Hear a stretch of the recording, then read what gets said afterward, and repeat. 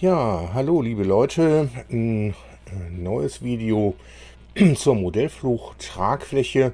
Und zwar, das ist hier die Tragfläche, die Haut, die Rippen und das hier ist der Querruderschnitt, mit dem das Querruder hier so ausgeschnitten werden soll. Und da musste ich leider feststellen, dass ich das mit FreeCAD so nicht hinbekomme, wie ich mir das gedacht habe. Dann ist hier noch ein weiteres Problem, das ist aber mein eigenes Problem.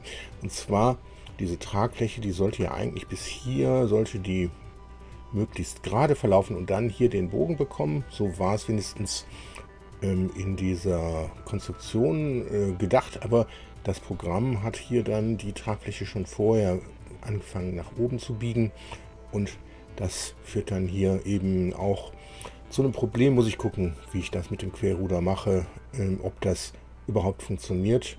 Die Tragflächen sind schon gedruckt, ich kann also jetzt nicht hier zurück und einfach die Tragfläche gerade machen. Das klappt leider nicht. Gut, müssen wir schauen, was wir machen. Aber wie gesagt, es klappt nicht in FreeCAD. Also muss man sich mit anderen Programmen behelfen. Und zwar in dem Fall ist das Blender.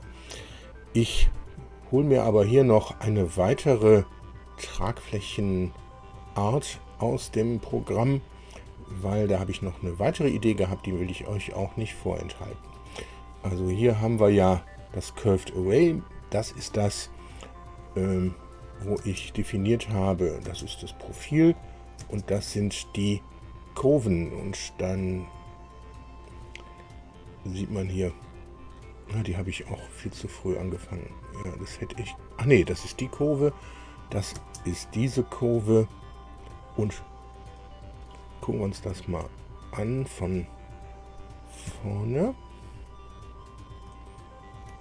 Und dann sieht man hier, das war so schon so geplant, dass die Tragfläche hier noch ganz gerade laufen sollte. Das hat sie aber nicht so ganz getan. Okay, aber müsste ich da jetzt nicht drüber aufzuregen. Wir haben also hier das Curved Array und dann haben wir hier den Rippenschnitt. Das heißt, das ist das Teil, wo hinterher die Rippen rausgeschnitten werden. Die Thickness, das ist die Haut. Und innen, das ist die Tragfläche, die ich jetzt nehmen werde. Und da mache ich mir auch noch eine Kopie von. Das heißt, das machen wir mit dieser Funktion hier. Die kriegt ihr halt über Part Formteil Create a Copy und dann hier Form aufbereiten. Und ich habe mir die sowohl im Part-Modus hier hingelegt, als auch im Part-Design-Modus dahin. Und die nutze ich jetzt. Dann ein bisschen warten und schon habe ich hier unten jetzt einmal die Haut der Tragfläche, den Querruderschnitt, die Rippen. Das können wir am besten so schauen. Die Rippen, dann machen wir mal alle. Also das ist die Tragfläche komplett gefüllt, die ich gerade kopiert habe. So, das sind die Rippen. Das ist der Querruderausschnitt und das die Haut. Und von denen mache ich jetzt Kopien, beziehungsweise ich exportiere die als STL-Dateien. Fangen wir hiermit an. Datei exportieren oder Steuerung E. Ich mache mal gerade oben die Tastenkommandos an. Steuerung E. Und die hat er hier, habe ich schon mal kopiert, exportiert gehabt. Machen wir einfach nochmal überschreiben. Jo.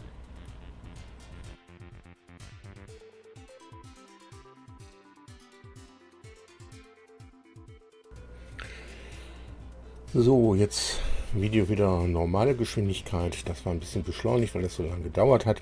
Wenn euch solche Videos wie dieses hier interessieren, so lasst auch gern ein Abonnement da und einen Klick auf die Glocke dann werdet ihr über neue Videos informiert. Und dann machen wir auch weiter hier die weiteren Exportiervorgänge. Das hier einmal auch Steuerung E und speichern. Das geht ganz schnell. Die Rippen gehen jetzt auch schneller als die Haut. Ctrl-E und speichern. Das ging auch recht fix. Und mal gucken, wie lange das innen, also das gerade erzeugte geht. Das kann auch ein bisschen länger dauern.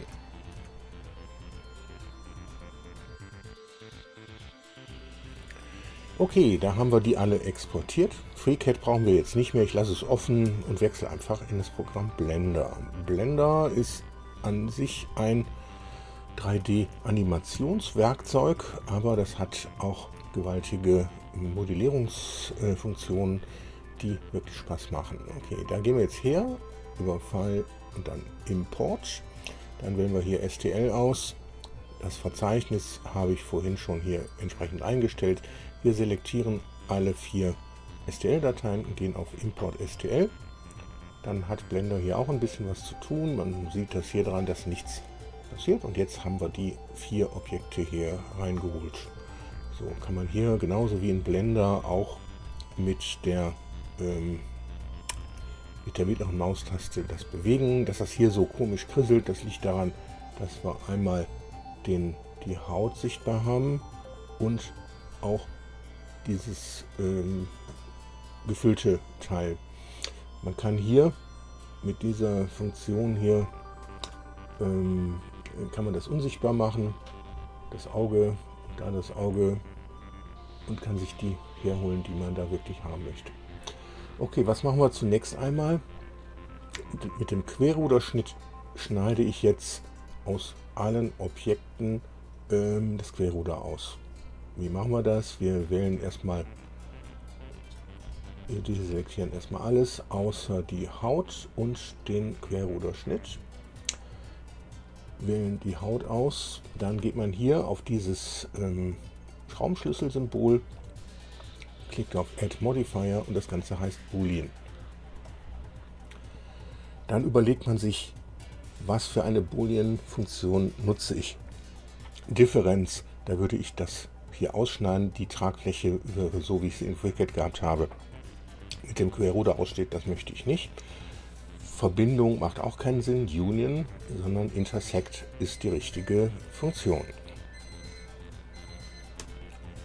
Also wie gesagt, man wählt hier Intersection aus, also das Gemeinsame von diesem Querruderschnitt und der Haut in diesem Falle. Und dann wird hier das Objekt ausgewählt, das ist in dem Fall der QR-Schnitt. Dann wartet man auch hier ein bisschen und da ist das fertig. Warum sehe ich jetzt hier immer noch diesen Würfel? Weil der sichtbar ist. Den kann ich hier ausmachen und da sieht man hier, ach, die Haut ist ja da geschnitten. Toll. Dann machen wir direkt weiter und zwar die Rippen. Die machen wir jetzt auch sichtbar und die schneide ich genauso. Das heißt, da gehen wir auch Intersection.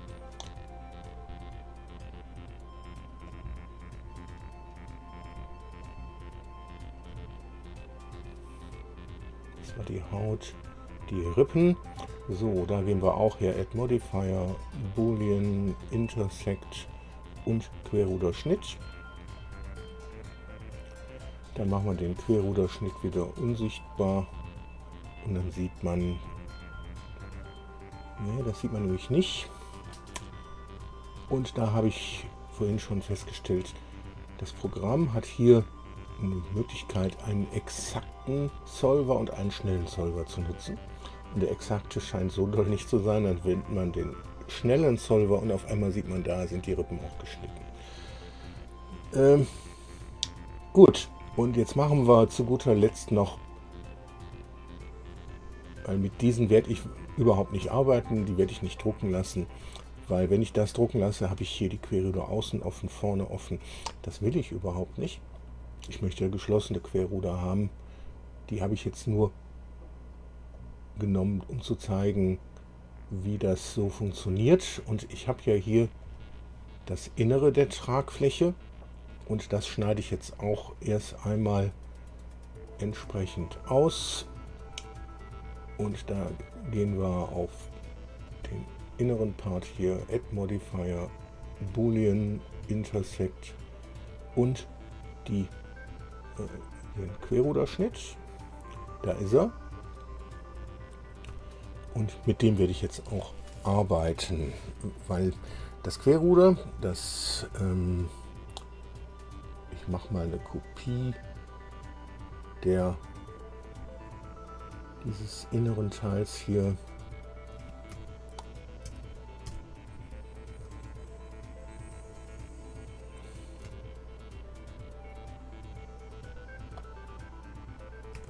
Steuerung Z.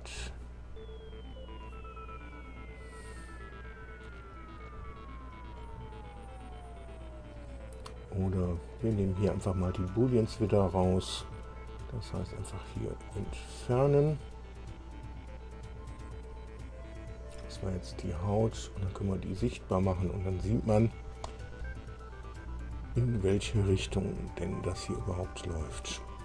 So, das ist die linke Tragfläche. Das heißt, wenn wir den jetzt hier wieder unsichtbar machen, das muss hier so abgeschrägt werden, damit das Querruder auch nach unten ausschlagen kann. Da geht man nun her und erzeugt einen neuen Körper. Das macht man über Shift und A. Und dann erzeuge ich einfach eine Fläche. Die kommt dahin, ganz winzig, und das spielt keine Rolle.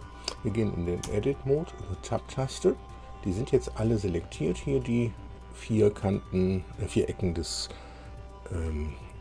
der Fläche des Quadrats. Und dann können wir über G das bewegen und dann klickt man X und dann wird das nur in der X-Richtung bewegt. Dann fährt man hier so ran und dann sieht man hier, das ist das untere der Tragfläche, das hier ist oben. Das geht ja hier leider so hoch. Wie gesagt, da weiß ich noch nicht, ob das alles so astrein funktioniert. Und dann können wir jetzt die einzelnen Ecken selektieren und können auf G drücken für bewegen.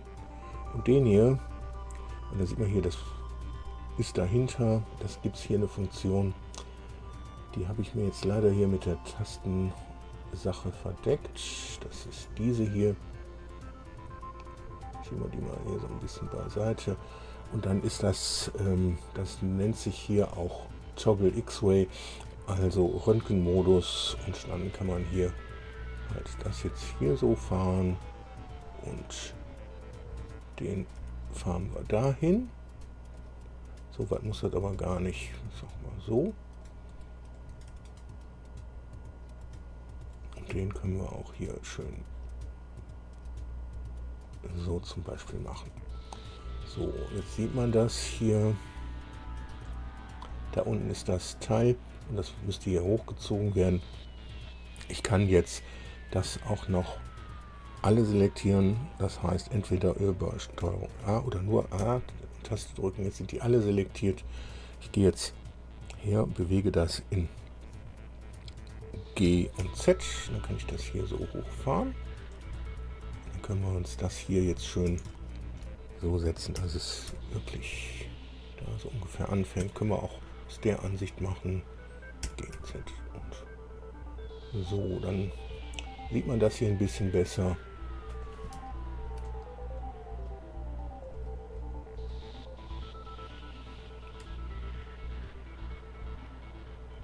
Machen wir es ruhig so. Da muss schon ziemlich genau da dran sein. Wir können auch von unten gucken über Steuerung 7. Dann kann man hier das schön richtig dran fahren. Da soll er beginnen. Okay, so, aus diesem Teil hier erzeugen wir jetzt eine Extrusion, wieder weiterem im Edit-Mode, alle selektieren, Taste E drücken und hier nach oben fahren.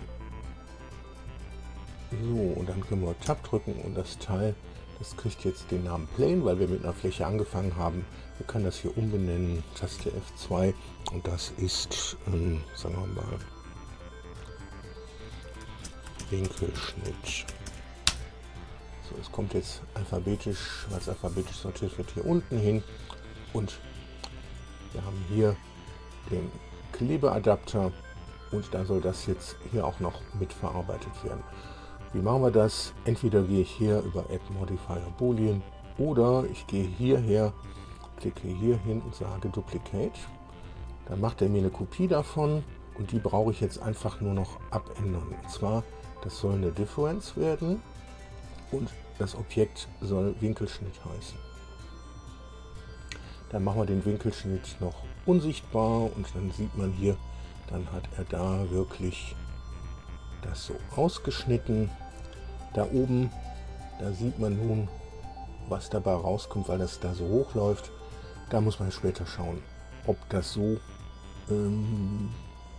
angeklebt werden kann, das Querruder, wenn ich das drucke.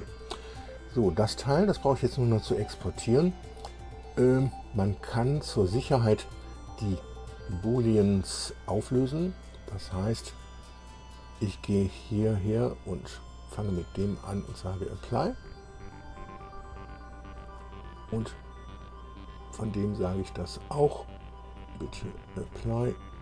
Und jetzt ist das nicht mehr mit den Booleans, sondern ist das wirklich ein 3D-Mesh und das kann ich jetzt exportieren.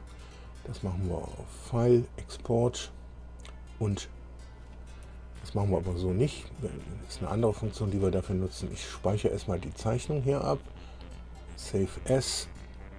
So, wir sind im richtigen Verzeichnis. Dem gebe ich jetzt einen Namen und zwar, das nennen wir in Rumpf 2 Blender kommt das Ganze und das nenne ich QRL zum Beispiel als Blenddatei. So, dann geht man über ein Edit, über die Preferences hier bei den, wo ist es? Bei den Add-ons, da wählt man das passende Add-on aus und zwar, das ist im Bereich Mesh und das heißt 3D Print Toolbox. Da das Häkchen dran, wenn er das gemacht hat, geht er hierher und speichert das Ganze. Save Preferences und dann habt ihr die 3D Print Toolbox drin. Wenn das hier selektiert ist, im Object Mode, Taste N, dann klappt ihr das Menü ein und dann habt ihr hier den Punkt 3D Print, 3D Print und da könnt ihr hier über Export einfach sagen, ich möchte jetzt genau das Teil exportieren als STL. Geht noch anderes, ja, es gehen viele andere Sachen, STL macht aber Sinn und einmal Export drücken. So, jetzt schauen wir uns das an, was man in Cura macht.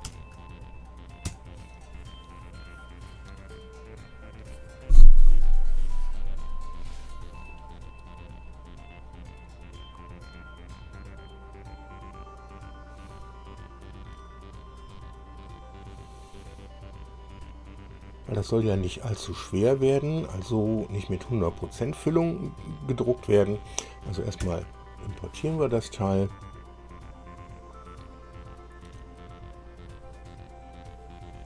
So, da wissen wir hier auf FreeCAD, dann war das im Rumpf 2, ziemlich tief muss das sein, da ist Rumpf 2, Blender und dann haben wir hier innen, ja, das ist die gerade, die wir gerade rausgeholt haben. Wir können auch hier schauen. Irgendwo zeigt er auch die Daten dazu an. 19.12.11.39 Uhr. Jo, das ist es. Das wird jetzt importiert. Die Richtung ist richtig. Das wird senkrecht gedruckt, das Teil. Und dann stellen wir die normalen Parameter. Gehe ich gar nicht dran. Also erstmal möchte ich das nur mit einer Wand drucken und dann das Wichtigste ist dann hier bei Infill 10% oder sogar nur 5%. Machen wir mal 5% und ich lasse das slicen und das dauert 6 Stunden und wird 15 Gramm. Das ist ein guter Wert. Die 6 Stunden, das ist natürlich schon heftig. Da können wir vielleicht noch ein bisschen an der Kühlung drehen. Und zwar Auf was haben wir das stehen? Layer Time, da gehen wir mal auf 6 und lassen es nochmal slicen, also von 15 auf 6. Dann in 3/4 Stunde, das macht schon mehr Spaß. Ist die Qualität vielleicht nicht super, aber wird gut genug sein. Also wir speichern es ab. Gucken, wo haben wir es hier? Ja, ich kann das ruhig ins selbe Verzeichnis wie das Höhenleitwerk packen. Da musste ich nämlich genau dasselbe machen mit Blender und dann speichern wir das ab und dann können wir es drucken. Gut, wie gesagt, wenn euch solche Videos wie dieses hier interessieren, so lasst auch gerne ein Abonnement da und klickt auf die Glocke, dann werdet ihr über neue Videos informiert. Ein Daumen nach oben bedeutet, dass ihr mehrere Videos in dieser Art vorgeschlagen bekommt. Also auch das macht durchaus Sinn und damit danke fürs Zuschauen und würde mich freuen, wenn jemand auch Modellflugzeuge konstruiert und sich einfach mal bei mir meldet. Und dann alles Gute und bis zum nächsten Mal. Tschüss!